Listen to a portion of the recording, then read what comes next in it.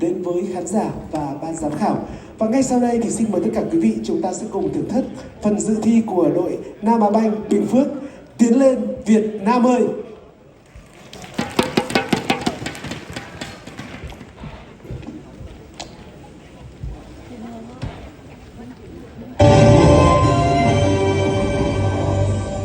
Có thể diễn tả được sức lan tỏa của đội tuyển U23 Việt Nam, tinh thần thi đấu, ý chí kiên cường và sự bản lĩnh cùng kịch bản mà các em viết lên chẳng khác gì những bộ phim bom tấn đã khiến người hâm mộ đi tới tột cùng của những cảm xúc. Và đây là hình ảnh có thể dễ dàng bắt gặp ở các trường học hôm 23 tháng 1 vừa qua. Nhiều lớp đã mang cả TV để thầy trò cùng nhau cổ vũ. Văn Thành! Văn Thành!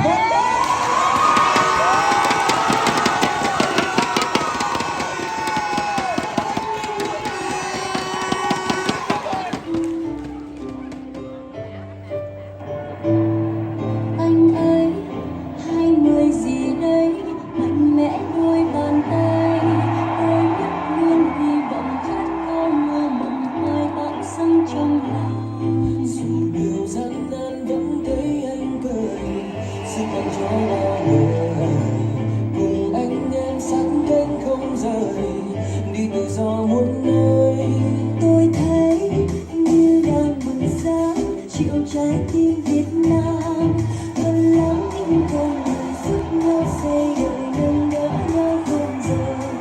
Đừng chờ bao lâu đến hết đây mà chúng ta vẫn lời hà để hoan nhau dẫu có xa lạ, ta cùng nhau vươn xa.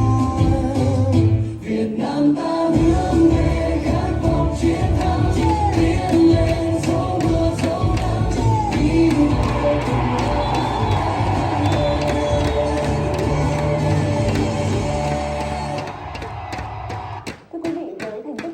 Lọt vào bán kết giải đấu cấp châu lục, những chàng trai của đội tuyển bóng đá nam U23 Việt Nam đã trở thành những người hùng với người hâm mộ cả nước. Hàng triệu người dân Việt Nam đều đang mong mỏi để được chứng kiến đội tuyển của chúng ta thi đấu trận bán kết với U23 Qatar vào chiều mai 23 tháng 1. Theo đó, lãnh đạo một số trường tại Bắc Giang, Hải Phòng, Nghệ An đã thông báo cho học sinh được nghỉ học vào chiều mai 23 tháng 1. Thậm chí có trường còn tổ chức cho học sinh và giáo viên cùng xem và cổ vũ cho đội tuyển U23 tại sân trường.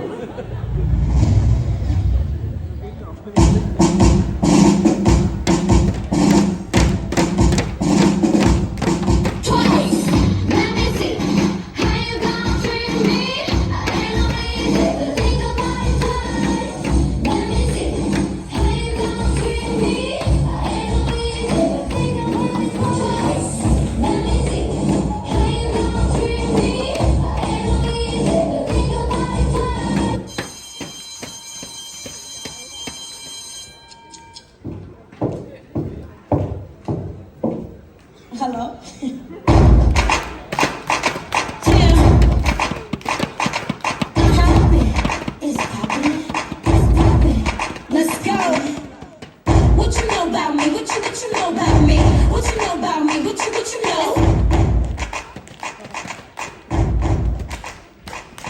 Welcome to Vietnam.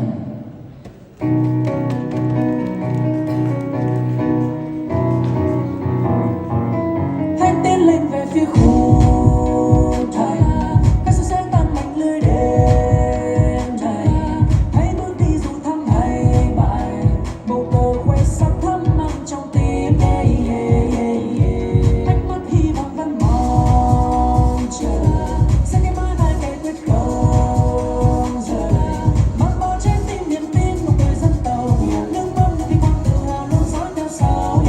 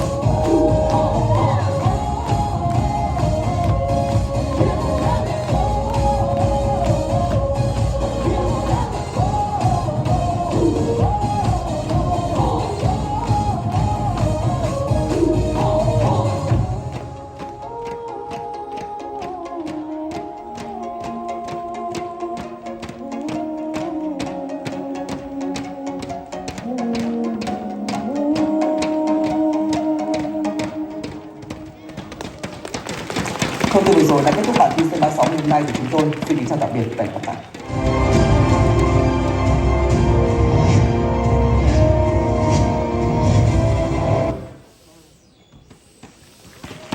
Xin chúc mừng